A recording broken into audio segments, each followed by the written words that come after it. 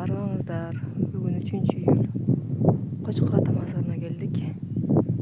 Бул жерде өтө керемет сырлар катылган, эң касиеттүү жер билесиздер. Ушул боюнча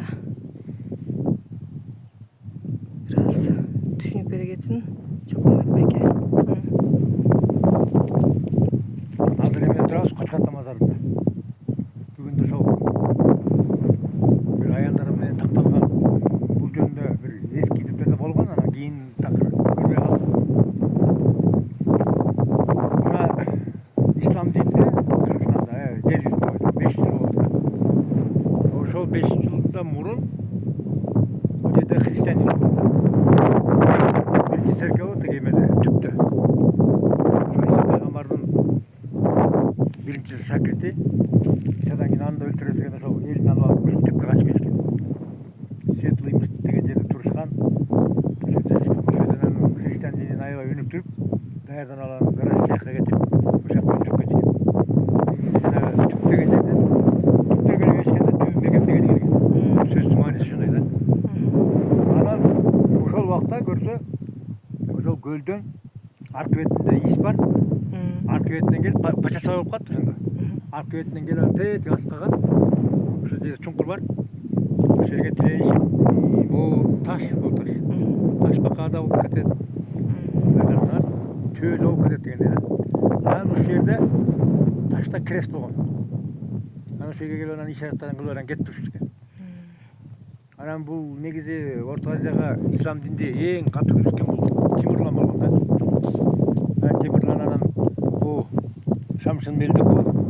Мурун тиги жол жок. Элдин баары Шамшын Мел аташканда жатып.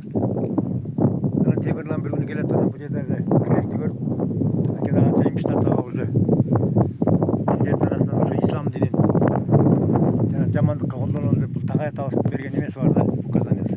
Ошондон баштап анан кыргыздар тиги особенно бул аркалык тагай табыстын сөзү менен ислам дининин жана жаманчылыкта гана колдоно турган жактарын алышкан да. Адам өлгөндө адам Ошол да жакшы жагын алган эмес, жакшы жагын айткан, өзүбүздүн салтыбыз бар болот деп. Анткени бул тегерек четте элдин баары тең динге кирип кетишип, анан тиги тагай атабыз тиги анда түштө турган, бияка көлгө көчүп келгенден кийин анан айткан кой. Динсиздер деп бизди талкап салбасын кичине элди. Ана бир ошо динди кабыл алган деп ислам динин жанагы жамандык жагын алган да.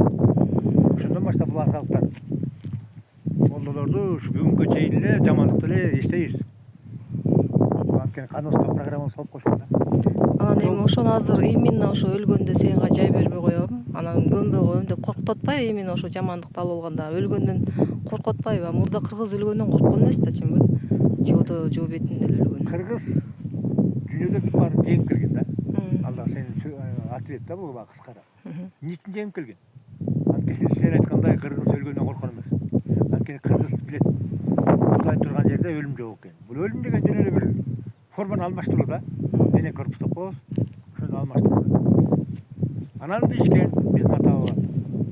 Кудайдын закону бар. Ер жигит эл четинде, жөө бетинде деген.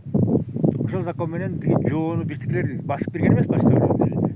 А бирок башка бирөөлөргө да жерин берген эмес да. Чегара коргош. Чегара коргоо деген бул чегарачы. Жанагы ислам дининдеги жихад деген сөз бул чегарачы деген эле сөз. Биздин сөздө эле баягы өздөрүнө буруп алат. Жихад деп атпайбы? Жихад деген ошол өзүңдүн Кудай берген жерди коргоо да. Ошол убакта бирөөнүн жерине кол салбоо. Анан ошол ишти кылган киши дайыма сураксыз эле бейишке кеткен. Аны биздин жакшы билген дагы. Соолукка барган. Биздикилер эч жерди басып алган эмес, багындырган, өзүн бирөөнү мындай болсун деп туура эмес кеңеш берген эмес, коркуткан эмес. Азыркылар болсо эми өздөрү келип алып коркутуп үркүткөн аз кеңесип башка чыгып алды. Азыркылар чала молдо дин бузарлар. Өткөндө бирөөгө суроо бердим да, ошо динди да катуу окуган жигит экен. Жалгыз кыргыз айтат, чала молдо дин бузар. Ошол сөздү чечмелегенде дини таза экенин, а бирок кийин бир убакыт келгенде дин бузарлар, чала молдолор кирип алып туруп динди бузгарын айткан да. Анан бүгүнкү күнү ошону биз жашап атабыз. Азыркы молдолордун или боюн алалы, мына бетти эле коркотуп эстеген жок. 90% дин бузарлар. Булар ошо динге кирип алып эле өзүнүн кызыкчылыгын коргоо үчүн кирип алган да. Ал динге кирип алып 90% бул Кудайды табайын, элге бир жерге кызмат кылайын деген ой жок буларда. Диндий жагынан эле өзүнүн кызыкчылыгын аткарып. Ошон үчүн булардын иштери жүрбөйт так.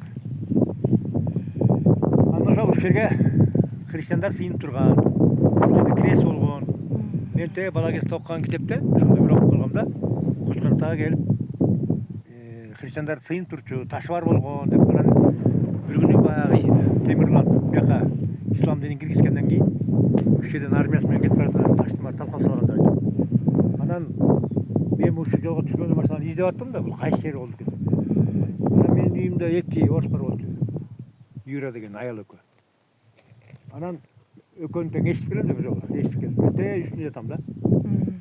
Юраны айттым, бияк менен кет деп. Юра кепкасын кийип алып келип калды. Мен үстүнө карап калдым да.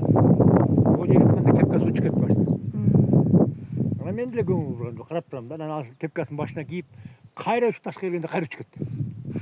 Анан ойлоно баштадым. Бул эмне учуп атат деп. Көрсө, орусда закон боюнча сыйынганда булар шапкасын алышат. Жамандыкта шапкасын алышат. Да көрсө анан аталар атайын шапкасын алып атты. Сени сыйынган ата тең сыйынган жер деп шама. Ошондон баштап анан билем да. Анан башка кыздарды алып келди. Алар трансқа салып карасам ошол мен айтылганда айтышат да.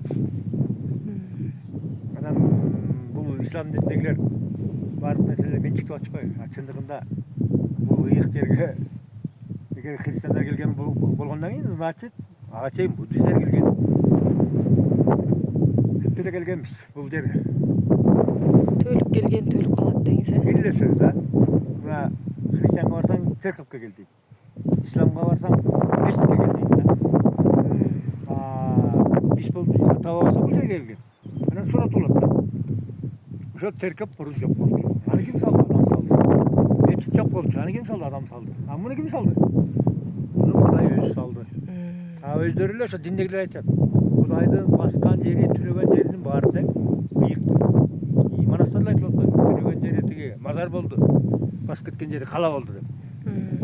Монастыр деген бул Кудайдын уулу эле, Кудай эмес, Кудайдын уулу да. Анан бул жер действительно ыйык экен, чын. Касиеттүү экени чын. Тиги буну сүйлөгөндүн кереги жок. Мен буну өзүм дагы билем, мен сыяктуу кишилер аркылуу да билем. Такталган нерсе да бул бар. Жана мен айткан нерсе ал болуп келген. Ошол христиандар, ошол Иса пайгамбардын шакирттери келгенден кийин түшүнүктүү да. Так что кеңешим ошол. Келиңиздер, кооз сүйлөп, өзүнүн саясатын жүргүзгөндөрдү укпай, өзүбүздүн ата-баба кылып келген ишти кылалы, ошону уланталы. Биз эч кандай бир айтат деген теңирчилер десе көбүчүнөт экен, сект экен. Өткөндө биздин эле касиеттүү адамдар теңирчиден намыстанат, теңирчи десе мен теңирчи эмесмин. Андай эмес да. Теңирчи деген эмне? Биздин ата-бабанын эле баскан жолу. Биздин ата-баба динсиз эле, Куран китепсиз эле Кудайды таап алган эл. Ошолордун эле болгон ишеними. Анан биз закон боюнча ар бир бала, кыз ата энесинин жолун алыш керек. Анан ошолорду теңирчилер дейбиз. Арабтардын кооз сөзүн угуп алып Арабистанга баргандарды мына өзүңөр эле айтып атасыңар. Араб деп атасыңар, саткын деп атасыңар, доктора. Ошол менин айтарым.